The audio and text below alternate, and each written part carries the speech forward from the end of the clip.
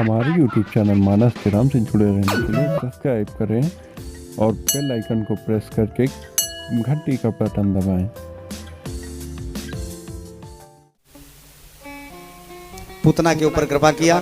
फिर विद्वानों ने बताया कि बाबा जरूर आपके जीवन में किए गए पुण्य फल का फल है जो आपका छोटा सा लाला बच गया और इतनी बड़ी डाकिनी पूतना मर गई। बाबा एक काम करो, ये हमको लगता है संत के चरणों की कृपा है, तो मेरी इच्छा है कि थोड़ा सा ब्राह्मण भोज करवाओ, थोड़ा सा और पुण्य धन इकट्ठा करो जिसमें कोई और समस्या अपने लाला पर न आए। तो सुखदेव जी महाराज कहते हैं फिर बाबानंद ने एक विशाल आयोजन किया, विशाल आयोजन किया जिसमें बढ़िया कार्यक्रम चल रहा है। बोले तम स्वस्ति मंत्रम पुरुषादनी तम विहाय सा मुक्त मुखात प्रमुक्तमम। बड़े बड़े विद्वान स्वस्ति वाचन कर रहे हैं और लोग आ जा रहे हैं भंडारे में। तो अक्सर आप लोग देखे होंगे घर में जब कोई जैसे दीपावली आ गई, मौके से बता दें, जैसे दीपावली आ गई है तो जिनका छोटा घर या बड़ा घर है तो लिपाई पुताई पेंटिंग डेंटिंग जब होती है तो भगवान के मंदिर जो रखे हैं वो 1.5 बाई 1.5 की टाण में 88 प्रकार के देवता नीचे ऊपर, तो उनको उठा के घर के किसी कारज परोजन में, दीपावली में, होली में उठा के झवई में भर के टाण पे रख देते हैं। कहते हैं अब जब प्रोग्राम हो जाएगा तो फिर सजा लिया जाएगा। यही तो होता है, कारज परोजन में इकट्ठा करके रख दो। बाबानंद भी यही गलती कर गए।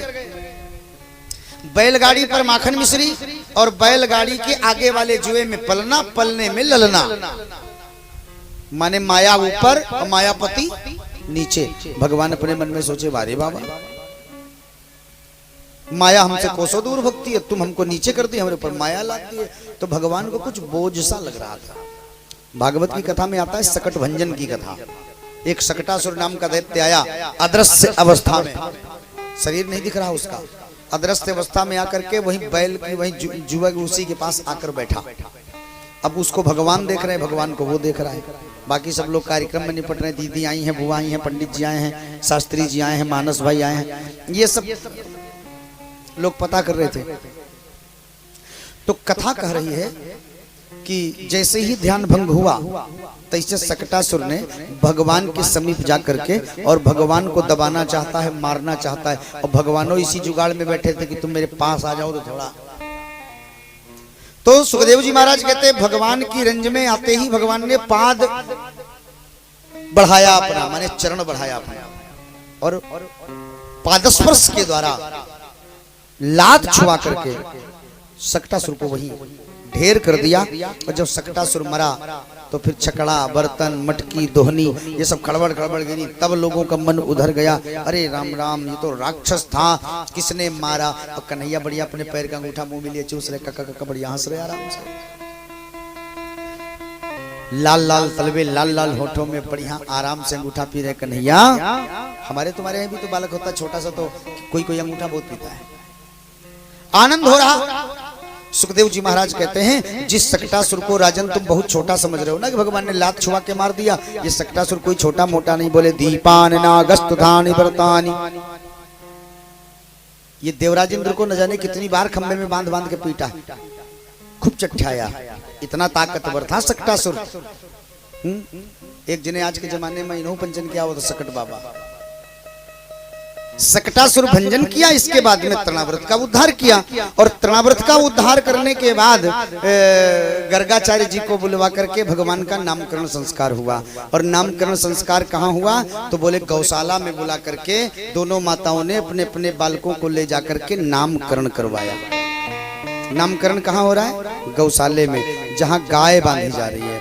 आज अपने घर में किसी बालक से कह दो भैया जरा गोबर उठा लो, पम में देखो भाइयों गोबर न छुपे।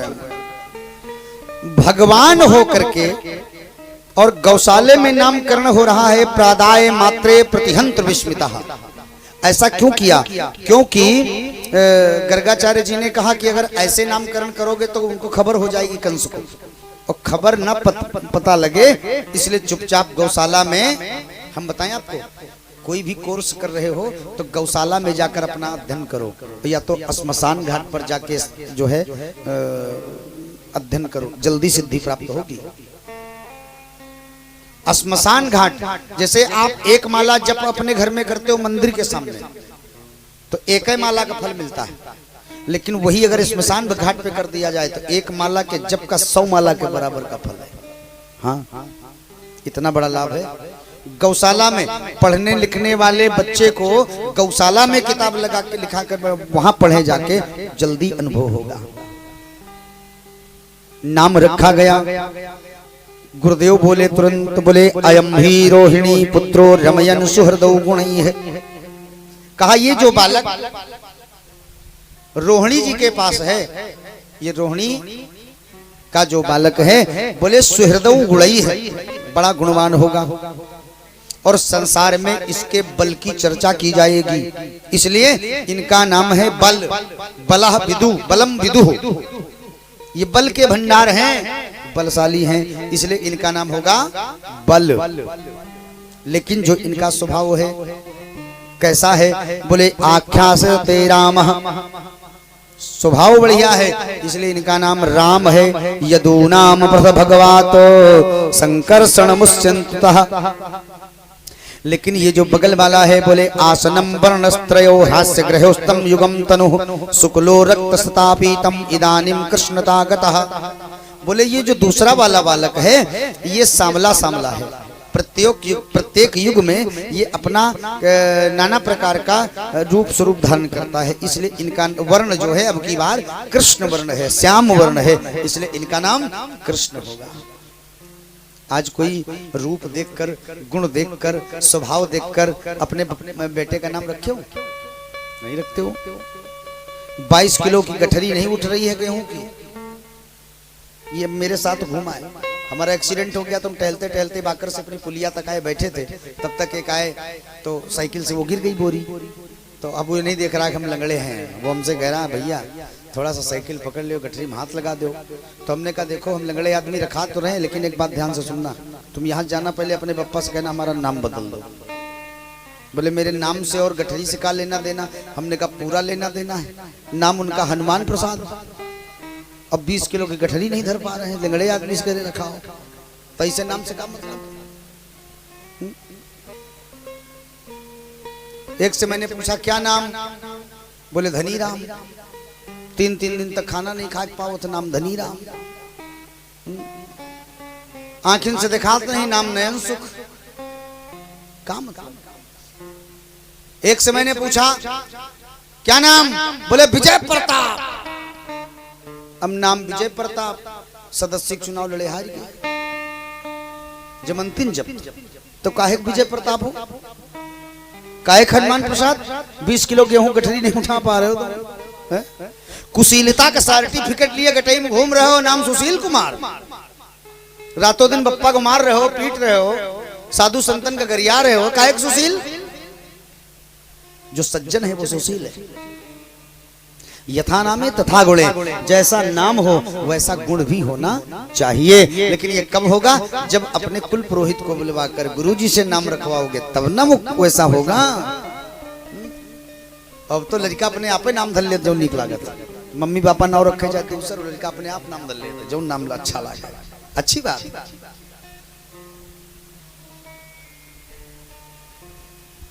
बहूनि सन्ति नामानि रूपाणि च सुतत्ते गुणकर्मानुरूपाणि तान्भं वेदनो जनः। ये भागवत का श्लोक कह रहा है, 10वें स्कंद का 16वां श्लोक कह रहा है। क्या? बोले बहूनि सन्ति नामानि, भगवान की बोले सांबले वाले के नाम बहुत होंगे, गोविंद, गोपाल, नटवर नागर और नटवर नागर, गिरवरधारी, इसके नाम बहुत होंगे। कैसे नाम होंगे? बोले गुण कर्मानुरूपाणि, गुण और कर्मों के अनुसार इसके नाम और भी बहुत होंगे। तान्नन वेद वेदाह नो जनाः, ये 2 नाम इनका कृष्ण।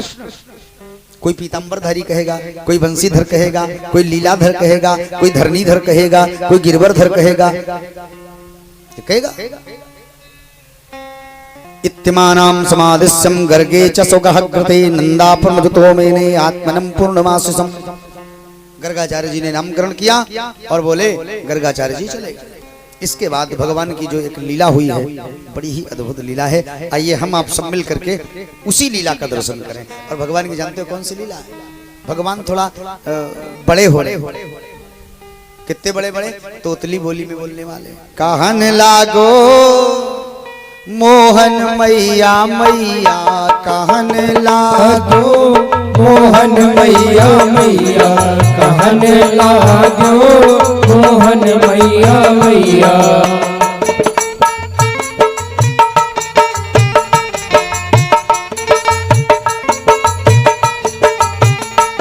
कहने लागो मोहन मैया मैया कहने लागो मोहन मैया मैया।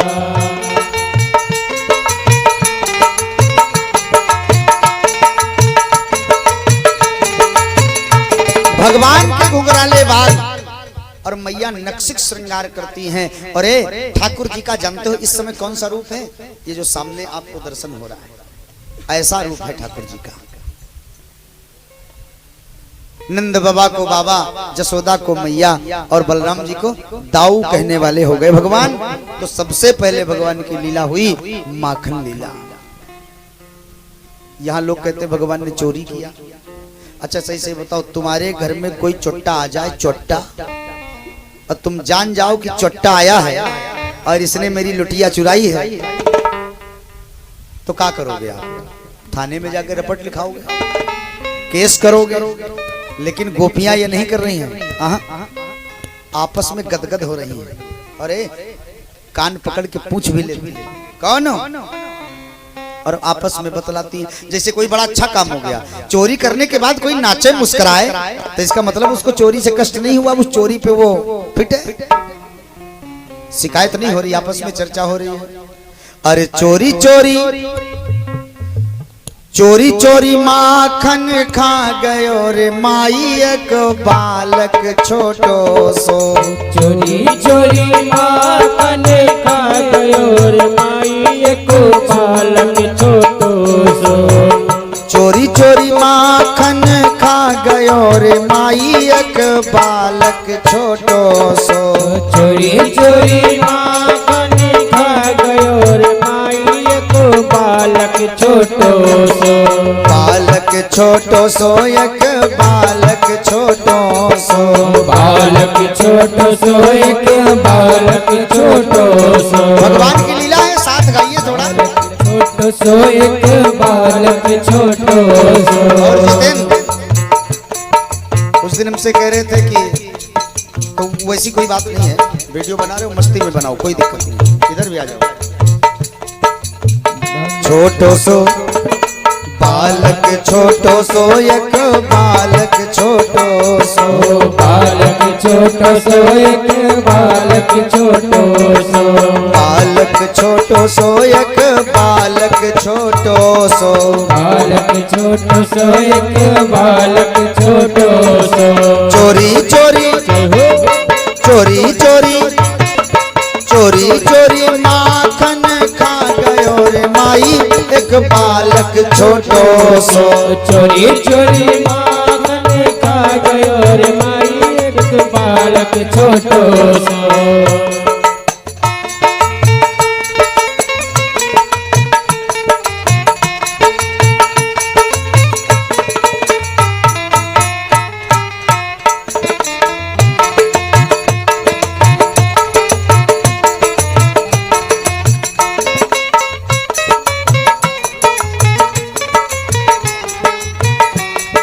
सखियों ने पूछा तेरी प्यारी सखी कौन है? सखियों ने पूछा तेरी प्यारी सखी कौन है? अच्छा सही सही बताओ, किसी के घर में चट्टा पकड़ जाए तो क्या ये सब पूछा जाएगा? सखियों ने पूछा तेरा नाव गाँव कौन है? सखियों ने पूछा तेरा नाम गाँव कौन है? सखियों ने पूछा तेरा नाव गाँव कौन है? सखियों ने पूछा तेरा नाम गाँव कौन है? गोकुल और नंद बता गयो रे माई एक बालक छोटो सो। चोरी माखन खा गयो रे माई एक बालक छोटो सो। बालक छोटो सो एक बालक छोटो सो। भागवत भी कहती है यानी यानी है गीतानी तत्तल चरितानि च दधि निर्मंथने काले अस्मरन्ति तान् गायतो। बालक छोटो सो बालक छोटो सो एक बालक छोटो सो। चोरी चोरी हो चोरी चोरी चोरी चोरी माखन खा गयो रे माई एक बालक छोटो सो। चोरी चोरी माखन खा गयो रे माई एक बालक छोटो सो।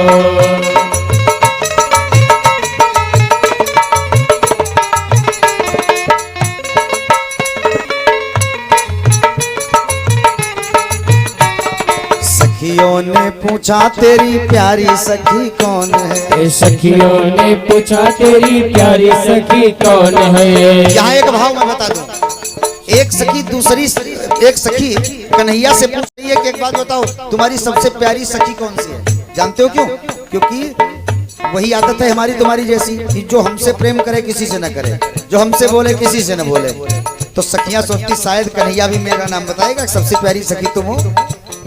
सखियों ने पूछा तेरी प्यारी सखी कौन है। सखियों ने पूछा तेरी प्यारी सखी कौन है। राधा को नाम बता गयो रे माई एक बालक छोटो सो।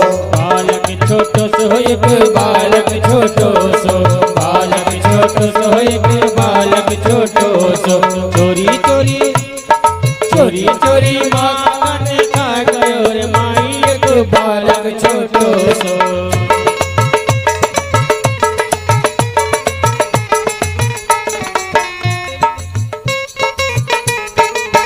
जय हो।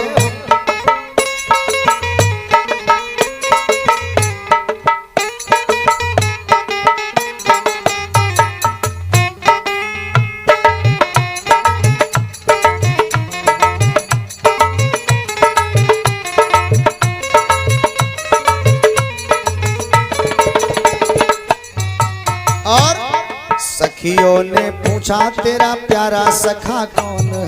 सखियों ने पूछा तेरा प्यारा सखा कौन है।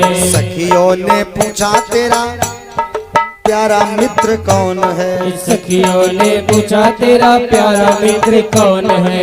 दामा को श्री दामा को नाम बता गयो रे माई एक बालक छोटो सो।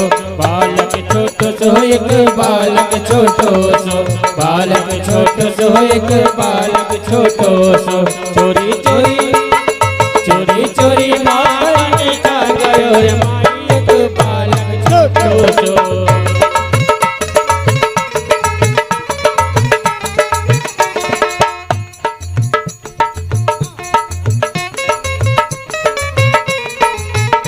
एक बालक छोटो। भगवान की बड़ी अद्भुत लीला है माखन लीला। और भगवान को लगा कि हमारे प्रेमी ज्यादा हैं और मेरे पास इतना समय नहीं है कि मैं एक एक घर में जा करके माखन खाऊंगा। अगर इतना करता रहूंगा तो 3:25 हो गया, फिर कहाँ पूरा हो पाएगा। तो भगवान ने एक चौर मंडल कमेटी बना करके उसके अपना अध्यक्ष बने और भगवान का एक सूत्र बन गया कि जो गोपी उल्हना लेके आती है भगवान उसी के घर में अटैक करते हैं।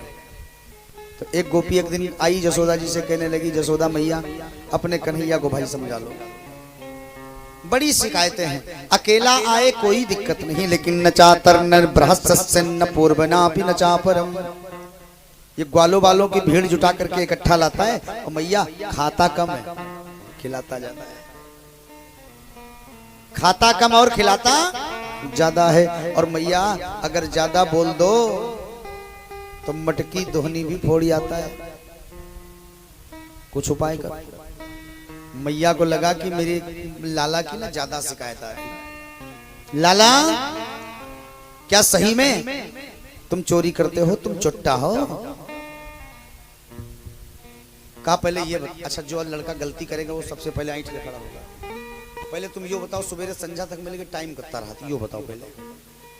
कन्हैया ने कहा मैया मोरी ए मैया मोरी मैं नहीं माखन खायो। मैया मोरी मैं नहीं माखन खायो। मैया मोरी मैं नहीं माखन खायो।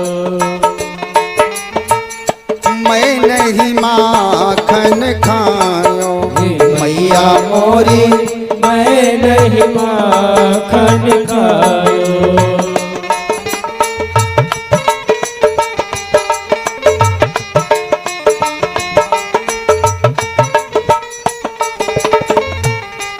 सुबह से शाम तक मेरे पास टाइम रहता है। भोर भयो भोर भयो गैयन के पीछे मधुबन मोहि पठायो। मैया आप तो भेज देती हूँ गौचारण के लिए। भोर भयो गैयन के पीछे मधुबन मोहि पठायो।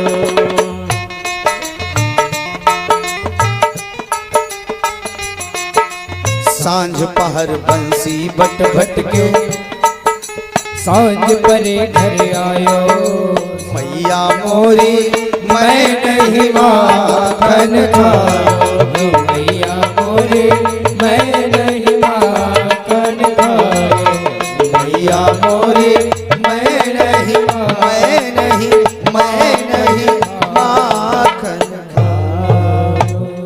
पूरा दिन तो ऐसे बीत जाता है, थके मांदे शाम को आते हैं, खा के सो जाते हैं। मैया ये कहे कर फर्जी दोष लगा रही है और इनके चिकनी चुपड़ी बातों में मत पड़ो। माँ ने कहा आज शिकायत लेके आई तो आई, आज के बाद मेरे लाला की शिकायत लेके मत आइयो। मेरो छोटो सो लाला बाको चोरी करवे की क्या जरूरत है। मेरो छोटो सो लाला बाको चोरी करने की क्या जरूरत है। और आज आई सो आई, अब घरे नहीं है शिकायत लेके। अब जो तो घरा शिकायत लेके आई है। ये भोजपुरी भाषा बड़ी वो वहां की वृंदावन की भाषा बड़ी बढ़िया है। तो अब जब आई है मेरो लाला को रंगे हाथ पकड़ के आई है, ना तो यहाँ दिखाई ना पड़े हो। देखो माताएं जो है पक्ष अक्सर अपने बालकों का लेती है, तभी बालक बिगड़ते हैं। सही में आपसे निवेदन करूं, नाराज ना होना। मेरा मतलब ये नहीं है कि बालक को आप प्यार न करो, खूब करो, लबालब करो, जबरदस्त करो, पर उसकी शिकायतों के लिए तुम अपनी ममता मत छोको। वहां अतिशय प्रेम मत करो, मतलब से ज्यादा प्रेम बच्चों से मत करो, नहीं बिगड़ जाएगा। मैं बता दूं गांव में एक लड़का रहा करता था, नाम कुछ भी रख लो, नाम रखने में थोड़ा दिक्कत होती, पता नहीं यहां ही ना बैठे वो नाम का आदमी। वो मैया अपने लाला से बहुत प्यार करती थी। एक दिन वो स्कूल गया, पंडित जी ने कुछ पूछा तो उसको आया नहीं, तो पंडित जी ने 2 थप्पड़ मारा। अब वो भैया पावर में आ गया, बस्ता वस्ता लादा, अपने घर में पहुंचा। मन में सोचा भाई अपनी मम्मी से इनकी धुलाई कराएंगे, मम्मी आई है माई दरोगा। अरे भगवान, बाने जाके जैसे शिकायत करी, इनकी अम्मा एकदम देहाती, लेके 6 फुट का लठ आई जगदम्बा स्कूल। मास्टर साहब से पूछने लगी, मास्टर हम अपने लाला को पढ़ाई वे के खातिर भेजो है, मारबो गनाई। मास्टर अपने मन में सोचे ये तो अच्छी फूहर से पाला पड़ा। क्या बोली? बोले काहे का मास्टर तुम कल्लू का मारो है और पावत हो पैसा तुम यही की पढ़ाई का। काय मारे? मास्टर सोचे अच्छी फूहर से पाला पड़ा। मास्टर ने कहा यह नहीं तुम जानो कछु, मारे ते लड़कन का विद्या आवे माई। और तेज बिगड़ गई इनकी मम्मा। बोले जरे तोरी सूरत, इनकी मम्मी कह रही मास्टर से कि जरे तोरी सूरत दिन रात झूठ बोलत हो, कहत हो कि मारे ते विद्या आवे मागो, हाथ ना लगाना। सुखदेव जी महाराज कहते कन्हैया से कि कन्हैया ने अपनी मैया से कहा कि मैंने माखन नहीं खाया। तो मैया ने कहा आज आई शिकायत लेके तो आई, अब आज के बाद तुम शिकायत लेके मत आना, मेरे लाला को रंगे हाथ पकड़ के लाना। सुखदेव जी महाराज कहते हैं कि उस गोपी को ये कन्फर्म हो गया कि हो न हो कन्हैया आ जाए, आएंगे। तो उसने ये जान लिया कि कन्हैया मेरे घर आएंगे, इसलिए बड़ा पुख्ता व्यवस्था की है। ला करके मार्केट से 30, 35, 40 घंटी खुंडी से लेके शिकार तक बांधी। हाँ कि आज चाहे जितनी काबिलता करें, चाहे जितनी होशियारी करें, आज पकड़े जाएंगे। बड़ी अद्भुत लीला। और जैसे भगवान अपनी कमेटी लेकर पहुंचे, जैसे कुंडी खोलने का नंबर आया था, जैसे भगवान ने देखा 1 दर्जन घंटी वहीं लगी है। भगवान ने कहा 1 घंटियों, बोले जी। तो कहा देखो एक काम करो, जब तक मैं अपना पूरा काम न बना लूं तब तक तुम कोई नहीं बजना। बोले नहीं बजूंगे। कोई घंटी नहीं बजी। छींका ऊपर, भगवान ने अपने ग्वाल वालों को 10 नीचे, फिर 5 ऊपर, फिर 3 ऊपर, फिर अपना ऊपर, और वहां जैसे ढक्कन खोला तो घंटी, लेकिन बजा कुछ नहीं। भगवान ने 1-1 पसर नीचे वाले को दिया, नीचे वाले ने उसको दिया, तो सबको जब तृप्त करवा दिया भगवान ने, तो बोला नीचे से मन सुखा बोला, अरे कान्हा तो तुम खाइबे कि सबई बांट दइए, तुम खाई लो। सो कन्हैया ने 1 पसर भरा और जैसे अपने मुंह में लिया, मानस हमसे कह रहे थे गुरुजी थोड़ा सुना दिया करो, हाँ ब्रज की भाषा।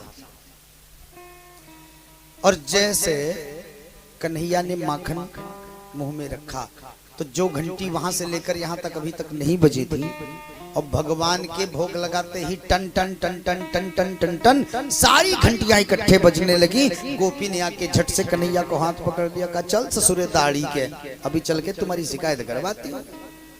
कान्हा ने कहा माई रुक जाइयो, पहले हिसाब किताब कछु हमें घंटियों से कर लाई दो, तब वहीं चली है मैया के पास। सुखदेव जी महाराज घंटियों से कहा, घंटी ये बताओ, जब मैंने तुमको मना किया कि तुम नहीं बजना तो क्यों बजी?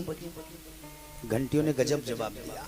घंटियों ने कहा, सुमाद सुग्ने आज्ञात्रः कृपया स्थान सुबंधने। महाराज शास्त्र कहता है कि जब ठाकुर जी, लाडले ठाकुर जी का नैवेद्य लगाओ ना, और जब वेद मंत्र पढ़ने लगो, वेद मंत्र का होता भोग का हो बड़ो, हरे ओम नभ्या आशीदन्तरिक्षगुं शिष्णौ द्यौ समवर्तता पृथिव्यां भूमिर्दिशा श्रोता तथा लोकान् अकल्पयन्। जैसे भोग लगने का नैवेद्य मंत्र पढ़ा जाए तो शास्त्र कहता है कि घंट, शंख, घड़ियाल सब बजना चाहिए। तो घंटियों ने कहा जब तक आपने दूसरे को भोग लगवाया, जब तक तब तक मैं नहीं बजी, मैंने आपकी बात रखी। लेकिन सरकार, हम वेद शास्त्र कह रहा है कि जब लाडले ठाकुर का भोग लगे तो घंटी घड़ियाल के साथ लगे। तो अब तो आप खा रहे थे, तो हम लोग तो भोग लगा रहे थे, और मैं टन टन टन टन इसलिए बजी क्योंकि ठाकुर जी का भोग लग रहा था, इसलिए मैं बजना शुरू कर दिया। भागवतकार कहते हैं कि उस गोपी ने जाकर के कन्हैया की कलाई पकड़ लिया, कहा चल दाढ़ी, ये वृंदावन की बड़ी मशहूर प्यार की गाली है, चल दाढ़ी के। तो गोपी ने कहा चल दाढ़ी के, चल के ना तेरी मैया से चल के पिटाई करवाए देंगी। कन्हैया अपने मन में सोचे पहले चलो तो सही, पहले पहुंचो तो सही। और जैसे गई तो अब इसको पूर्ण भरोसा है कि आज इनकी अम्मा के सामने इनके लाला को लाए हैं, तो जोर जोर से चिल्लाने लगे, ए जसोदा निकलो बाहर, देखो अपने लाला की शिकायत नचार पूर्वा परम बहिश्चातर जगतो जगतश्च महा, जिसको तुम जगत नियंता कहती हो, वो थोड़े से माखन चुराने के लिए ग्वाल वालों को ले जाकर के मेरी मटकी धोनी तुड़वाता है, चलो देखो। जसोदा जी जब बाहर निकली, ओहो, जसोदा ने कहा पागल, अरे तनी घूंघटा तो खोल ले, 2.5 हाथ को घूंघट करे खड़ी है, जरा देख तो तेरे हाथ में कलाई किसकी है, ये मेरो कन्हैया नहीं है, देख तो। बाने जब घूंघट खोलो, सुखदेव जी कह रहे बाकी घूंघट खोलते ही ना, बाको हस्बैंड की कलाई बाके हाथों में, माने उसके पति की कलाई उसके हाथ में। जसोदा जी ने कहा जब तू चली थी तो एक बार सोच तो लेती, पूरे ब्रजमंडल वाले कहा सोचे होंगे कि अपने पति को कहां घसीट के ले जा रही है। वो कहने लगी मैया मैं कसम खाती हूँ, मैं इनकी कसम खाती हूँ जिनको लाई हूँ, अपने सुहाग की कसम। अच्छा एक बात बताऊं, मैं कोई बुरा न मानना, जो झूठा होता है वो कसम पहले खाता है, सही में जो आदमी झूठा होता है वो तुरंत ही कसम खाए, बाय गॉड मैंने नहीं किया, पहले कसम खाई। उसने कहा मैया मैं अपने हस्बैंड की कसम खा के कहती हूँ तुम्हारे कन्हैया की ही कलाई पकड़ी थी। और उसने कहा मैया मैं तुमसे 2 मिनट में बात करती हूँ, पहले अपने इनसे निपटो। अरे भैया बा ने अपने पति के साथ लड़ना शुरू किया। दाढ़ी के 200 मीटर घसीट के तुमको लाई, तुम गली में नाव बता ही नहीं सको, हमें काऊ लिए जा रही। अरे उसके पति ने भी गजब जवाब दिया, का तने कभी सुनो और कभी सुनो, जब आ जाए सुनती, पूरी गली चिल्लाते चले आ रहे, कहाँ लिए जा रही, कहाँ लिए जा रही, तनी सुनो करवाए लो बेइज्जती। अब हमारी डांट ना। और सही बात है, महिलाएं यहाँ हमने नहीं देखा, कहीं कहीं क्षेत्र में यहाँ से लेकर यहाँ तक पूरे दर्जन में छेद करवाती नाक कान में। यहाँ तो सब बेचारी के ज्यादा ज्यादा एक ही नहीं तो दुई, यहाँ बहुत जनी तो इसी में जो हो न कहीं। शास्त्र कहता है कि जब भगवान के द्वारा दिए गए कान के एक छेद से तुम अपने पति का कहना कभी नहीं मानी, तो ये बाहर के 12 छेद करवा कर पति की मानोगी क्या? छेद कराने से पति की कोई नहीं सुनता, नहीं। उसने लड़ना शुरू किया, लेकिन उसने कहा चलो चलो तुमसे हम घर में निपटेंगे, चलो चलो तुम वहीं आए रहे हम, पहुंचो घर। जसोदा जी से कहने लगी वो गोपी कि मैया एक बात बताओ, मान लिया मैंने कि मैंने गलती किया, झूठी शिकायत लेके तुम्हारे घर आ गई, लेकिन तुम्हारो लाला हतो कहाँ, तनी बुलाई दो, हमें मिलवाए दो अपनो लालो सो। जसोदा मैया ने आवाज दिया, ए कनुआ, प्यार से ना कनुआ कहती थी जसोदा जी, ए कनुआ। पीछे से आवाज आई, हाँ मैया देख और ने कहीं नहीं आ जा, कोई मिलनो आयो है। तो भगवानों नाटकी, भगवान ऐसा मुंह बना के आ रहे जैसे अभी अभी सो के उठे। अरे राम राम राम। उस गोपी ने देखा तो कहा देखो नाटकी को, हैं अभी वहां सटर सटर खिला रहा था, खा रहा था, वैसा नाटक कर रहा जैसे अभी सो के उठो है। बोले देखो ये शिकायत तो लेके आते, बोले मैया इनसे बात मत करो, इनके घर का सारा काम हम करते हैं, चौका बर्तन पानी भरना बछड़े खेदना सारा काम करता हूँ मैया। जानते हो क्या है, ये लोग कहती हैं कन्हैया ये काम कर दो मैं तुमको माखन दूंगी मिश्री दूंगी, लेकिन मैया काम करा में ठीक है, हम तो लाला तो कौनो काम करा में हम करिए, लेकिन खाइए तो अब काम इनको करें और खाने अपने घरों में। जसोदा जी ने कहा कि कन्हैया का देखा, मैंने कहा था मेरे घर सो रहा है। प्यार से एक चपात लगाकर जब गोपी चली गई और जब कन्हैया घर की तरफ मुड़े, तैसे मैया की निगाह कन्हैया की दाढ़ी के नीचे पड़ गई। अरे राम राम, जल्दी जल्दी में सफाई तो की है, लेकिन दाढ़ी के नीचे का मक्खन थोड़ा सा मिटा नहीं पाए कन्हैया। भगवान ने मैया ने झट बुलाया, सुन दाढ़ी के, इसका मतलब जो आई थी शिकायत पक्की है, दाढ़ी में माखन लगो है, तुमने खाया है। कान पकड़ लिया। आज बड़ा अजीब सा इधर से सुखदेव जी महाराज कहते हैं कि मैया ने कान पकड़ लिया कन्हैया का, और जब एक थप्पड़ मारा मैया को, मैया ने भगवान को, तो भगवान कहते मैया मारो मती मैया, बहुत लगता है माँ, अरे मारो मती मैया। अब खाई तो खाई, अब आगे खाई तो राम दुआई, चलो माना मैंने खा लिया, लेकिन अब कान पकड़ता हूँ, अब कभी नहीं जाऊंगा खाने। मारो मती मैया बचन भरवाई लो, मारो मती मैया बचन भरवाई लो, मारो मती मैया, अरे मारो मती मैया बचन भरवाई ले, मारे मती मैया बचन भरवाई ले, मारो मती मैया।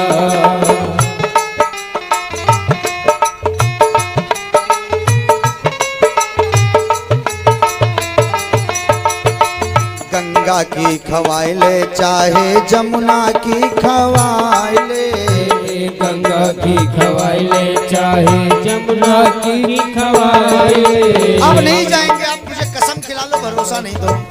गंगा की खवाई ले चाहे जमुना की खवाई ले, गंगा की खवाई ले चाहे जमुना की खवाई ले, गंगा की खवाई ले चाहे जमुना की खवाई ले, पर मारे मती मैया, अरे मारे मती मैया बचन करवाए मारे मती मैया बचन करवाए मारे मती मैया।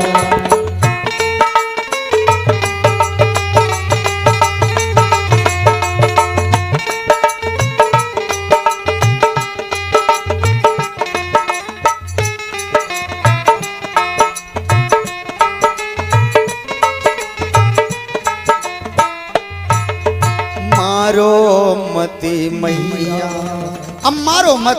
मैं वचन देता हूँ आज के बाद मैं किसी के घर माखन चोरी करने नहीं जाऊंगा।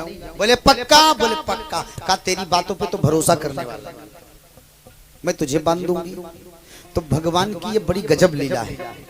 सोचो, जो परमात्मा का नाम लेने वाला जीव भवसागर पार हो जाए, जिन परमात्मा का नाम एक बार सुमिरन जब जिह्वा पर हो जाए, ऐसा प्राणी संसार के बंधनों से मुक्त हो जाता है। और संसार के बंधनों को जीव से मुक्त करने वाले आज साक्षात परब्रह्म परमात्मा अपने माँ की ममता के बंधन में बंध रहे हैं। लेकिन भगवान लीला कर रहे हैं। बोले एवं स्वगेहा दामनी जसोदा संधत्वपि। जो मथानी में रस्सी लगती है, उसी रस्सी से भगवान को बांधने की कोशिश किया जसोदा ने। लेकिन भगवान गजब लीला कर, रस्सी गांठ लगाते समय 2 अंगुल कम पड़ जाती। इस पे विद्वान अपना अपना मत रखते हैं। एक संत कहते हैं रस्सी 2 अंगुल की ही कम हुई। क्यों? तो कहते हैं कि भगवान ने सोचा जब मैं शुद्ध हृदय भक्त जनों को दर्शन देता हूं, तब मेरे साथ एकमात्र सत्य गुण से संबंध को स्फूर्ति होती है, रज और तम नहीं होते, माने केवल सतगुण होता है जीव और ब्रह्म के बीच में। तो इसमें तीसरे की जरूरत कहां पड़ी?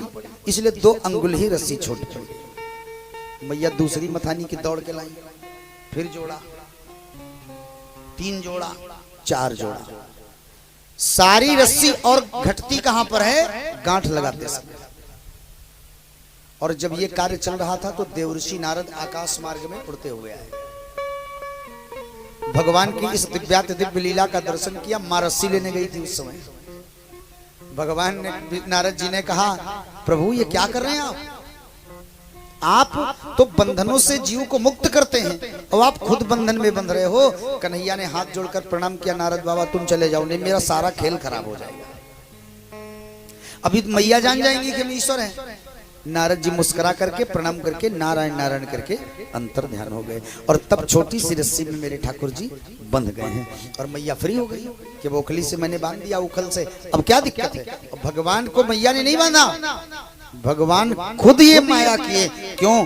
क्योंकि कुबेर के 2 बेटा नल और कुबर जो श्राप बस गोकुल में अर्जुन का वृक्ष बने थे, उनके ऊपर भगवान के चरण कमलों से कृपा होनी थी। तो भगवान ऊखल लेकर बाहर निकले और जैसे ऊखल दोनों वृक्षों में फंसा, भगवान आ ऊ 2 बार किए, तीसरी बार में झटका लगाया, अर्जुन का वृक्ष गिरा, उनकी जड़ों से दिव्य सुंदर पुरुष निकले और भगवान को प्रणाम करके भगवान के धाम को चले गए। बोलो वृंदावन बिहारी लाल की।